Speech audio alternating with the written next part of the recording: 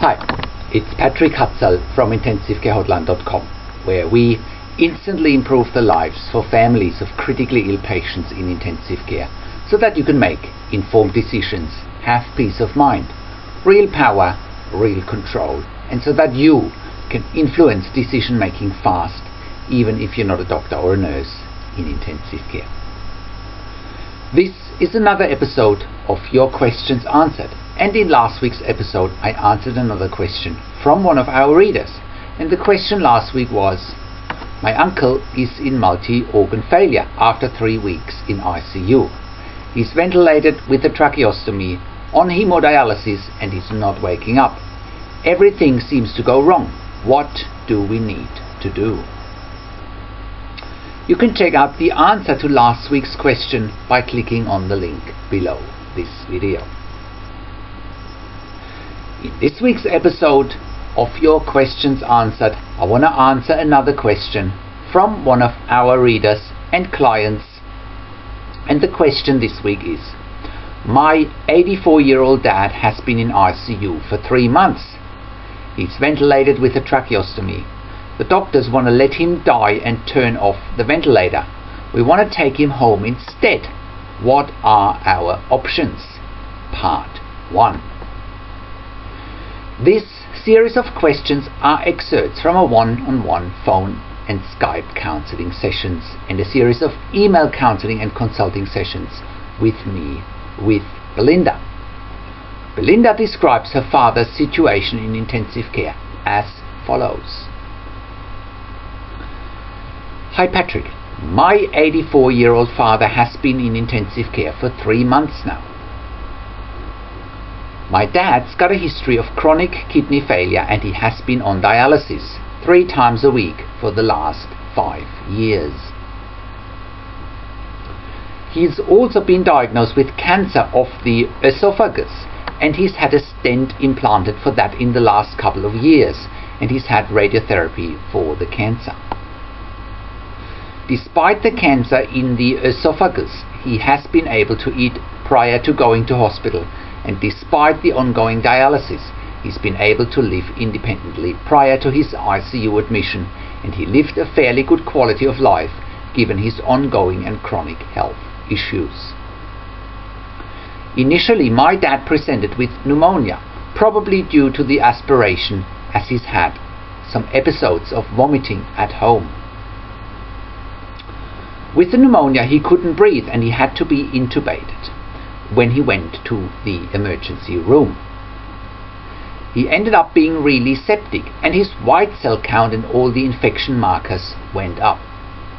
He ended up being really sick with being on vasopressors or inotropes, hemodialysis, and after about 3 weeks in ICU he ended up having a tracheostomy as well.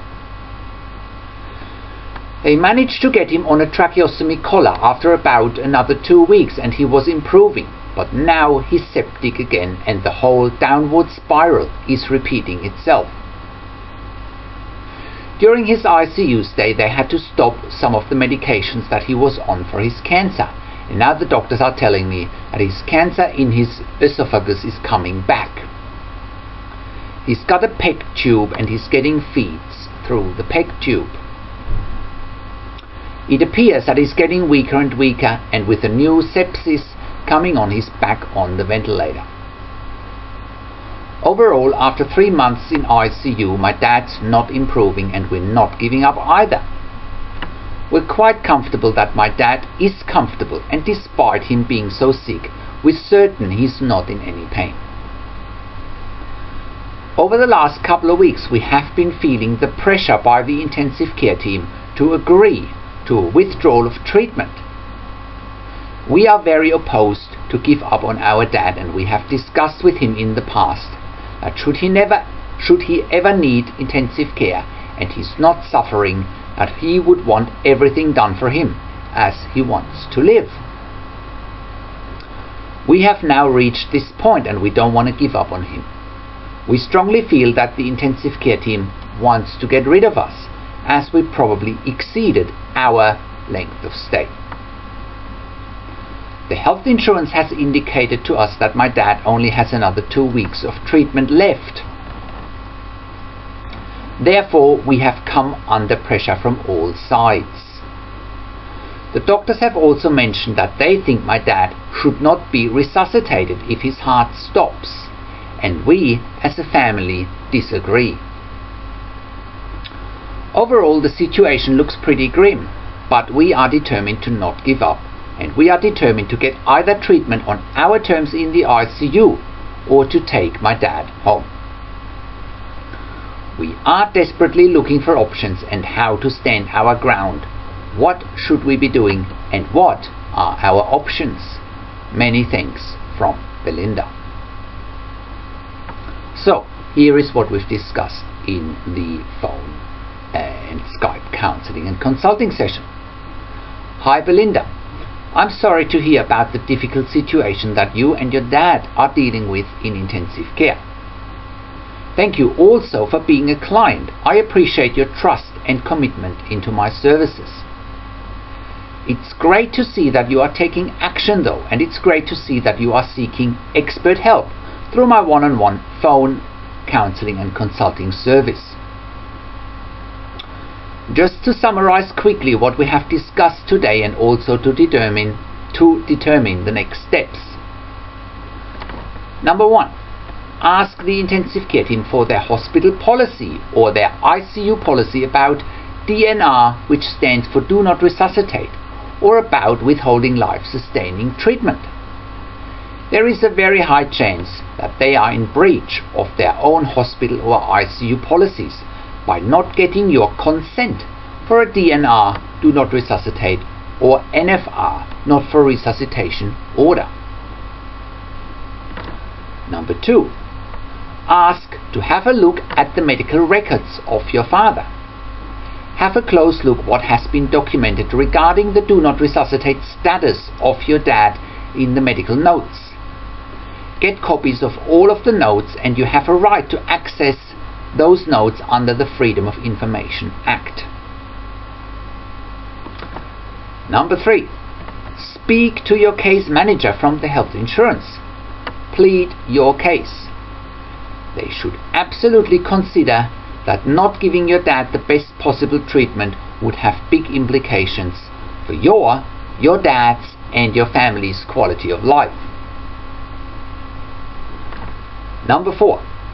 Ask whether the hospital can help you to transfer your dad home. Maybe they have a hospital in the home service and maybe they can help you. As you're aware, I also run a specialized in-home nursing service, intensive care at home, for long-term ventilated adults and children with tracheostomies. This service provides a genuine alternative for long-term stay in intensive care and is a great alternative. However, unfortunately, the service is not available in your area.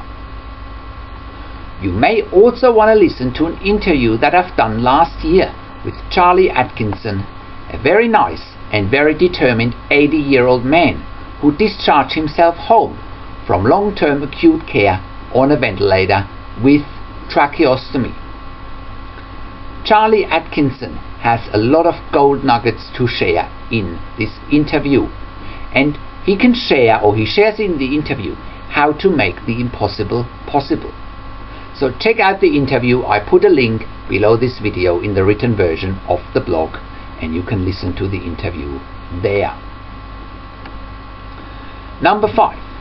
In any case, do not and never take no for an answer, and stand up for what you believe in. So far you have been doing a great job of standing your ground and you haven't given in. So give yourself a pat on the back for being so strong and for being so determined to follow your dad's wishes. Number 6. Always remember, anything in life is negotiable, and you have embarked on a challenging but also rewarding journey. You and your family want to have your dad looked after on your terms, and this is a good thing. Just by you standing your ground and asking the right questions, you might as well get what you want. Number 7. If you need an attorney or a lawyer down the road, I'm in close contact with specialized lawyers in my network, and I can help you finding the right person. Overall, Belinda, your dad's prognosis might be rather poor in light of the fact that he's been in intensive care for 3 months now with a tracheostomy and being ventilated.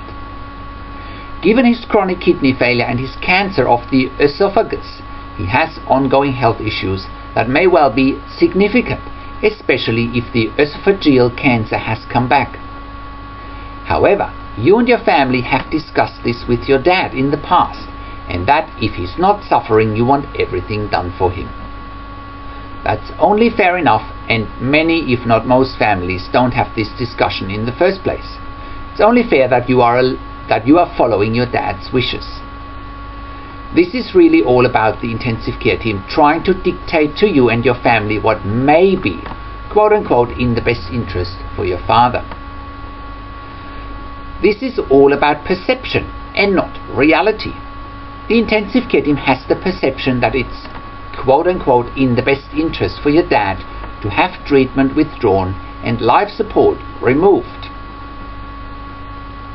At the end of the day, they are worried that your dad keeps blocking an ICU bed that they could use for somebody that won't stay as long as your dad, as a higher turnover of patients generally is more ICU friendly compared to long-term patients. Intensive care teams and intensive care units have to invest a lot of financial, equipment, as well as emotional resources to look after long-term ventilated patients with tracheostomies that are not improving in ICU. Again, from my perspective and experience, home care like intensive care at home is the best option for your dad if it was available in your area. Given that intensive care at home is not an option, you may have to seek strength if starting to manage the intensive care team so that they don't manage you.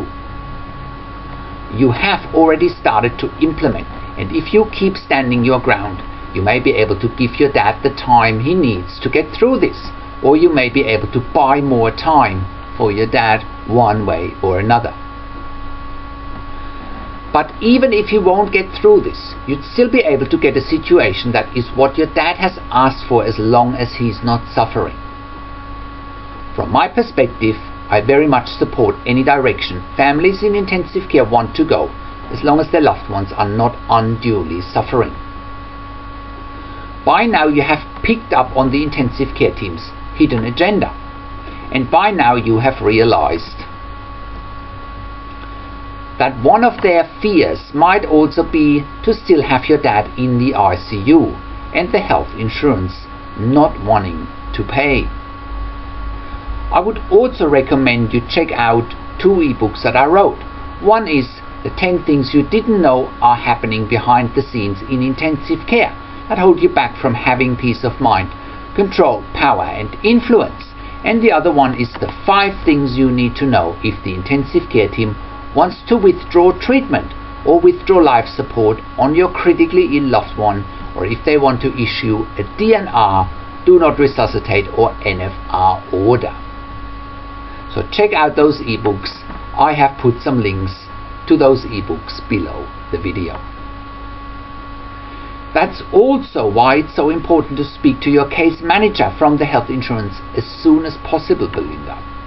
My experience with health insurances is that they generally pay for long-term intensive care stays as long as it's medically necessary, but it depends of course on the terms and conditions of your dad's insurance policy. I will also send you another email shortly with some links to a couple of ebooks that I want to give you as a gift for being a client. Those ebooks will help you to look at some of the issues in more detail and help you find solutions. So, how can you become the best advocate for your critically ill loved one? Make informed decisions, get peace of mind, control, power and influence quickly whilst your loved one is critically ill in intensive care. You get to that all-important feeling of making informed decisions, get peace of mind, control, power and influence when you download your free instant impact report now by entering your email below. In your free instant impact report, you learn quickly how to make informed decisions, get peace of mind, real power and real control, and how you can influence decision making fast whilst your loved one is critically ill in intensive care. Your free instant impact report gives you in-depth insight that you must know whilst your loved one is critically ill or is even dying in intensive care. Sign up and download your free instant impact report now by entering your email below. In your free instant impact report, you learn how to speak the secret intensive care language so that the doctors and the nurses know straight away that you are an insider and that you know and understand what's really happening in intensive care. In your free report, you will also discover how to ask the doctors and the nurses the right questions, discover the many competing interests in intensive care and how your critically ill loved one's treatment may depend on those competing interests, how to eliminate fear, frustration, stress, struggle and vulnerability even if your loved one is dying. You get 5 mind-blowing tips and strategies helping you to get on the right path to making informed decisions, getting peace of mind, control, power and influence in your situation. You'll get real-world examples that you can easily adapt to your and your critically ill loved one's situation. How to stop being intimidated by the intensive care team and how you will be seen as equals. You'll get crucial behind-the-scenes insight so that you know and understand what's really happening in intensive care and how you need to manage doctors and nurses in intensive care, and it's not what you think. Thank you for tuning into this week's Your Questions Answered episode, and I'll see you again next week in another update. Make sure you also check out our blog section for more tips and strategies, or simply send me an email to support@intensivecarehotline.com with your questions. Or you can call me, find international phone numbers on our contacts tab. Also check out our ebook section where you get more ebooks, videos and audio recordings, and where you can also get one-on-one counselling and consulting with me via Skype, over the phone or via email by clicking on the products tab. This is Patrick Hutzel from intensivecarehotline.com, and I'll see you again next week in another update.